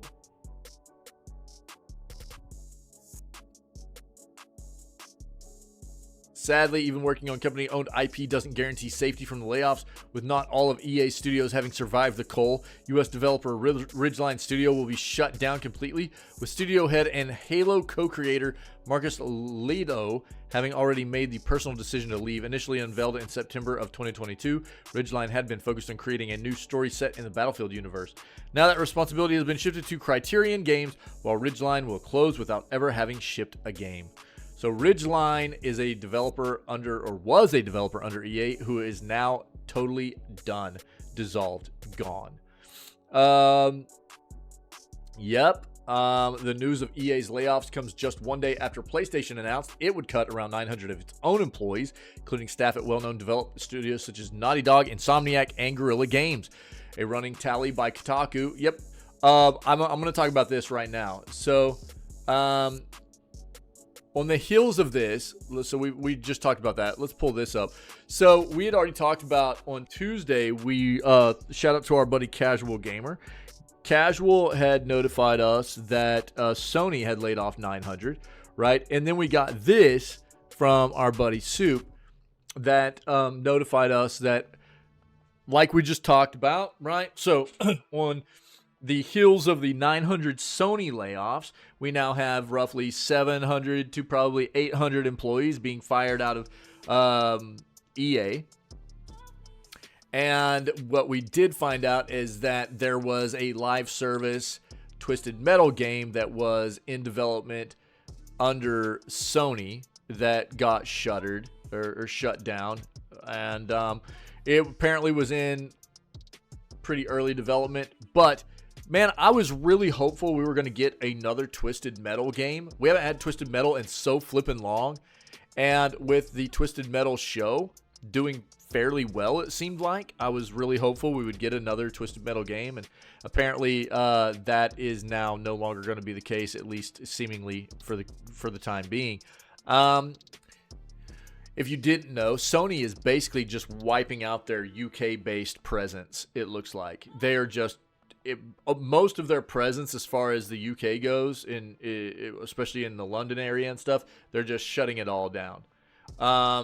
So the other thing that I brought up earlier whenever I found these articles was I want to talk about, last year it felt like, because we do the news here every single day, right? And it felt like last year we could not hardly get through a video gaming news segment without talking about layoffs, right?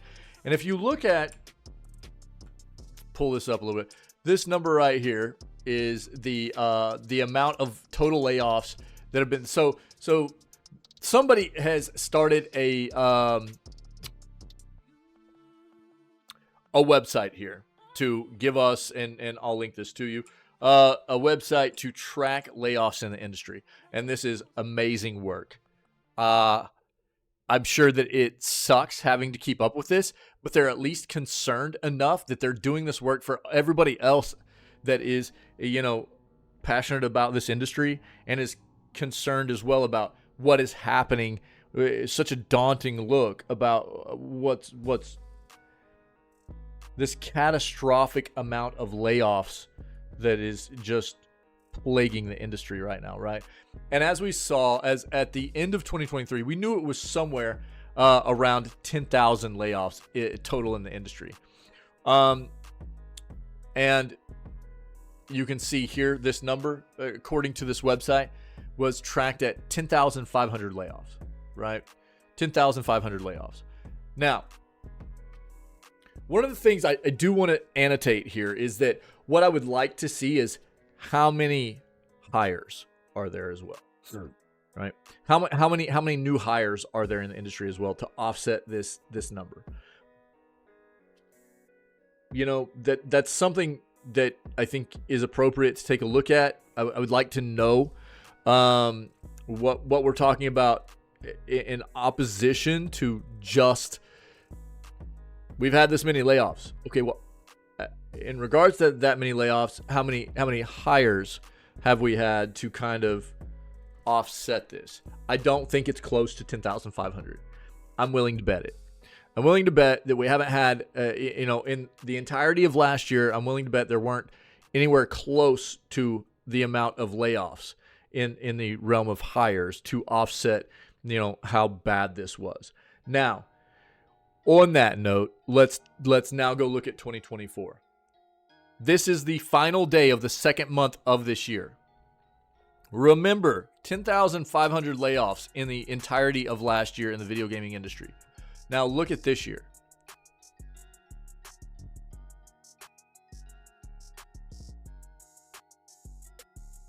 We are on pace to match last year's entire layoff number by the end of next month. We're literally like at about a 3,900 layoff a month pace right now.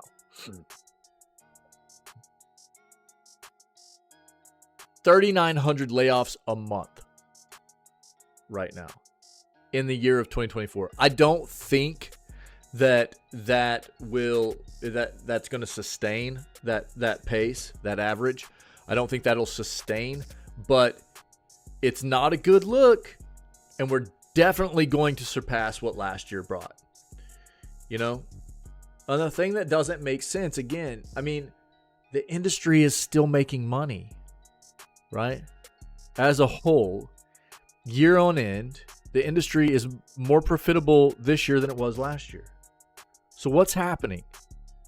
Sony just laid off 900 people, and they just announced last month, I think it was, that PlayStation is having another record-breaking year, and now they need to lay off 900 people.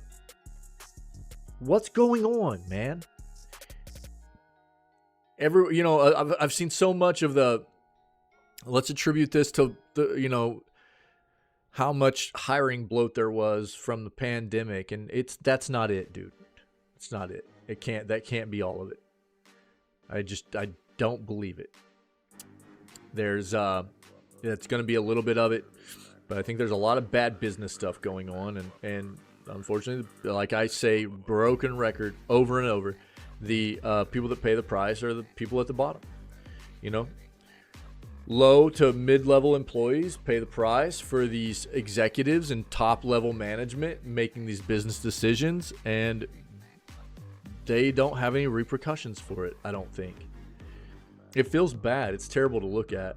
And I think for anybody that's passionate about video games and trying to find a way to get into getting some experience in the industry and stuff, it is such a dark look right now at where you can potentially find that role for yourself. It feels really, really terrible. So we're at a bad spot right now. I remember even at the end of December, we were talking about layoffs, as we always have had to do throughout the entirety of last year. And I just remember going, let's hope this stops now. I don't want to have to talk about this through 2024. I don't want to have to keep talking about layoffs. It's not something that I like having to discuss and continue to deal with and repeat myself over and over and over and continue to see this terrible thing happening to people, and it's gotten exponentially worse as we've moved 2 months into 2024, and it's just such a dark look, man. It's so bad. Last but absolutely least,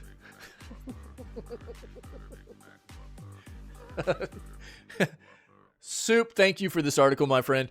Rockstar is asking. There won't be, yeah. It's everything's gonna be AI driven, right? It's like just Chat GPT, yeah, dude, yeah. There won't be any employees in the industry anymore, and I've said that before too. I can't help but feel that like at least a part of this is AI driven, right? I can't help but feel that way. I really can't. We joke about it a little bit, but there's, you can't be blind to the fact there's a lot of these bigger companies in the industry that have been very outspoken and vocal and transparent about the fact that they're implementing AI, and they honestly don't give a crap. They don't care about how we feel about it, They really don't. So Rockstar has asked their devs to return to the office full time for productivity and security reasons. Rockstar wants to end hybrid working in April. Yeah. Soup's like, it's time to crunch, baby. You guys bring a sleeping bag. Bring your tea kettles in here. Bring your hot plates. You know what I mean? Buy yourselves a few boxes of ramen noodles. Yeah. Get your Keurigs set up in here and get your sleeping bags set up under these desks, man. Let's get going. Oh, baby.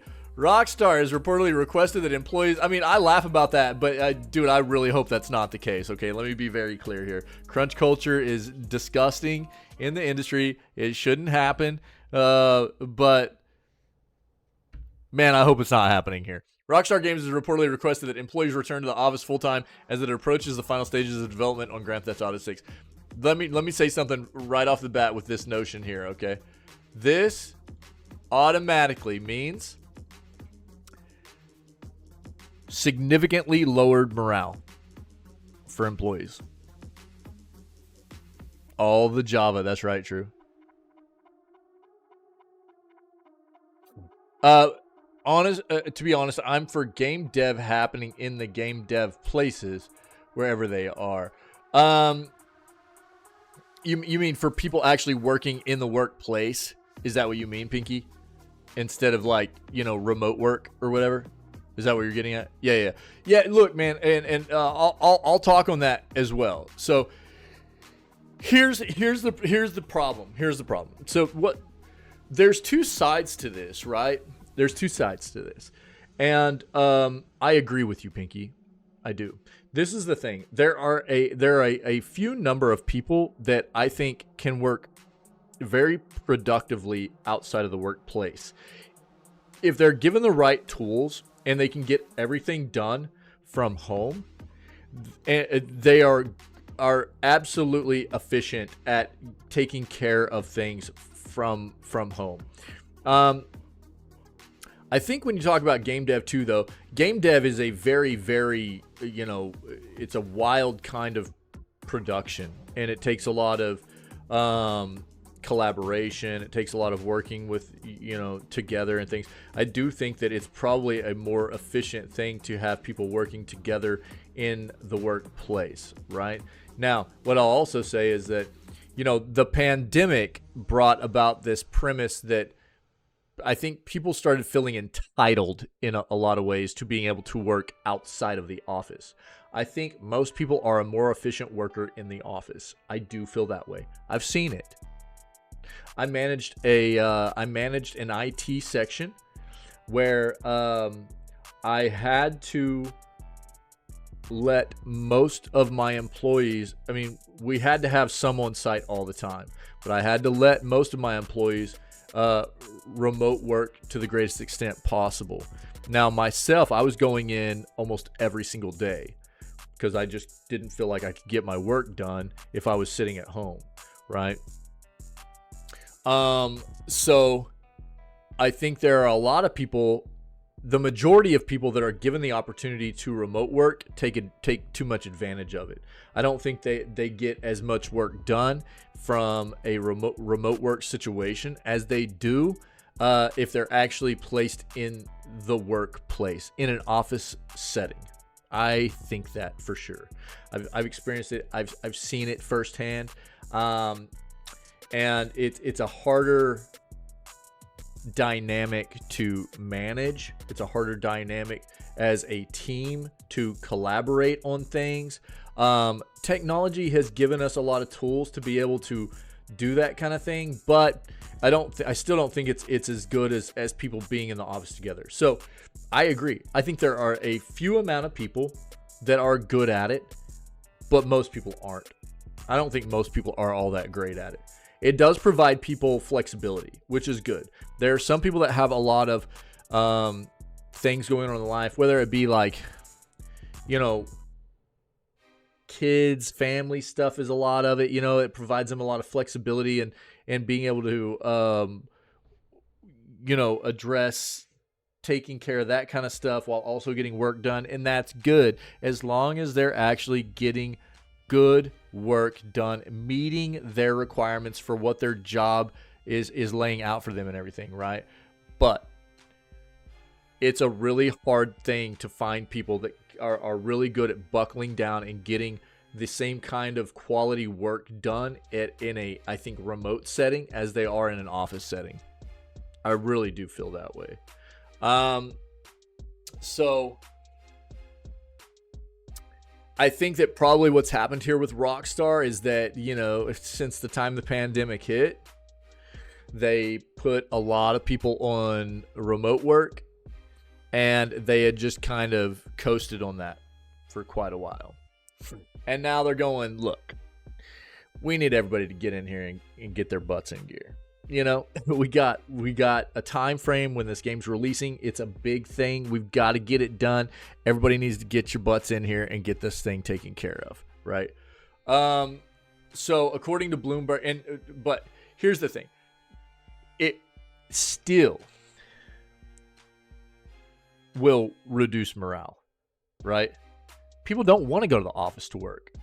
Whether or not it's a more efficient way to do things or not, it's still going to reduce morale because these people have become accustomed to what's been granted to them as they feel entitled to this kind of opportunity to remote work and things like that, right? And again, there are going to be some of these people that are going to have done very well at remote work and could still do it efficiently, where there's a lot of other people that are going to be doing better in the office setting. I feel that way. I really do. According to Bloomberg, Rockstar head of publishing Jen Kolb told the staff company plans to end hybrid working for productivity and security reasons, saying it believes there are tangible benefits from in-person work. In September of 2022, hackers published an hour of Grand Theft Auto 6 development footage online, giving players their first look at the sequel to one of the best-selling games of all time. And last December, Rockstar chose to release the first Grand Theft Auto 6 trailer earlier than planned after it was leaked online. Quote, making these changes now puts us in the best position to deliver the next Grand Theft Auto at a level of quality and polish we know it requires. Along with a publishing roadmap that matches the scale and ambition of the game, Kolb's told his staff in an email. While the industry switched to remote work in 2020 due to the COVID pandemic, some studios have started walking back that policy. First trailer for GTA 6 racked up over 90 million views in just 24 hours. As well as a 2025 release date for PS5 and Xbox Series X and S, it's confirmed the game will partly take place in Vice City, a fictional Miami, and star a pair of protagonists, one of whom in a first for the series is a woman. Latest earnings guidance from Rockstar owner Take-Two indicate Grand Theft Auto 6 will be released after March of next year, analysts have claimed. Yeah. So, I mean, this is obviously, look, I understand why Rockstar is doing this, but again, one of the concerns, and we've been joking about it a little bit, but you definitely don't want to see a crunch culture happen here either, right? So, I do think for most people, it's a more productive setting. I think it's a more efficient workplace setting to have people on location together, collaborating, working together to get this stuff done. You also don't want to see them taken advantage of, because we've seen it happen a lot in the industry with crunch culture, things of that nature, right? So it's going to be a morale hit to people. They've become, they feel entitled to this. They've become accustomed to this notion of remote work now. They have for the past, roughly 3 to 4 years, and being yoinked away is not going to be something they're happy about. That's a fact. They're not going to be happy about that. So we'll see what happens here, but I do hope that they're still being taken care of and not overworked and things like that. Thanks, Soup. Appreciate it, buddy. That's the news, my dudes. Let me ask you a question. RDR2 is nice, isn't it? I don't know. We'll play it later this year. It's on the schedule. I haven't played RDR2 yet.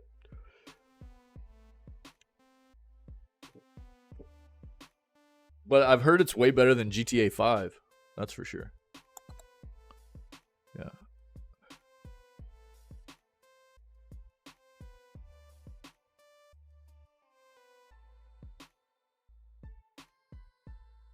I don't know. I haven't played it yet.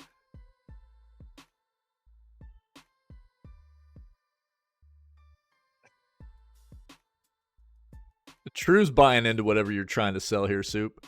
I knew she would. Soup's trying. Soup's trying. Soup's baiting for something. Soup's throwing that fishing pole out there. He's throwing that fishing pole out there, dude. True's like, I'll bite that.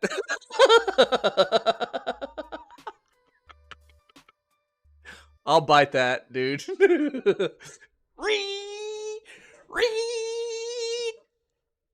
Soup caught him a true.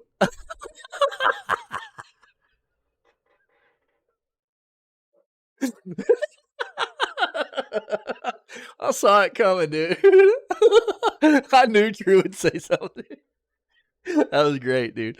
That was great. You guys are funny, man. Yo, thanks. Awesome news segment. Appreciate it. You guys know how this goes, dude. We're going to move on and go play some video games for the rest of the day. So it'll be RoboQuest, man. RoboQuest. Nature Valley Crunch, dude. Those are crunchy. Yeah, you would break a tooth on one of those. We're going to go play the RoboQuest Day 2. We're going to have some fun, man, as we always do. So if anybody's been hanging out and you're not familiar with how our streams work, this is how we start off all of our streams. 6 days a week, no Wednesday streams. That's why we were off yesterday, but we always begin with video gaming news. We try to stay current on what's happening in the industry, promote a healthier industry for us as consumers and video gaming enthusiasts, as well as, you know, just trying to stay up to date on what's currently happening within the industry. Promote the better companies, shine a light on some of the companies that might not be treating us great, things like that. So if you can dig that, come be a part of the video gaming news segments whenever we do them, starting at roughly 6 a.m. CST CDT.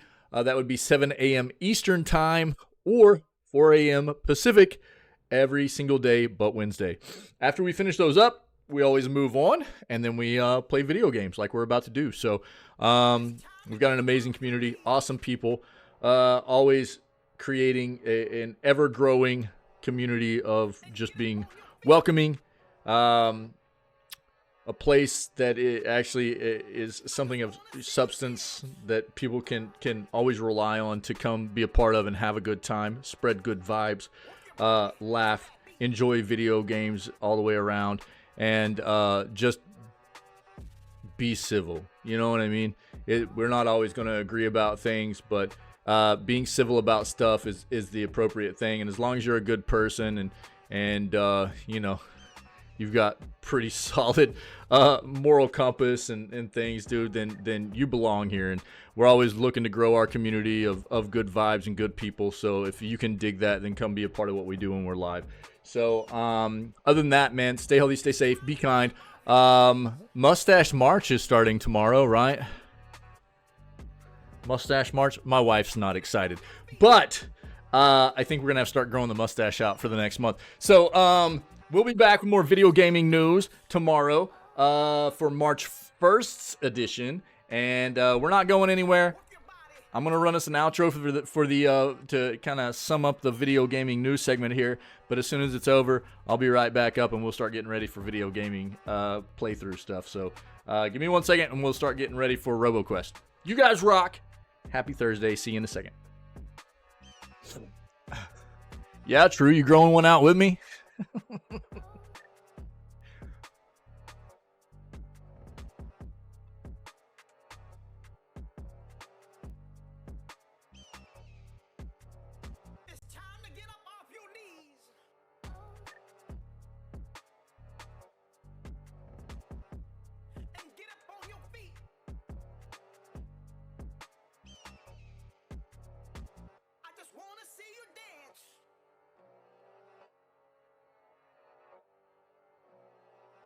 Work your body to that beat.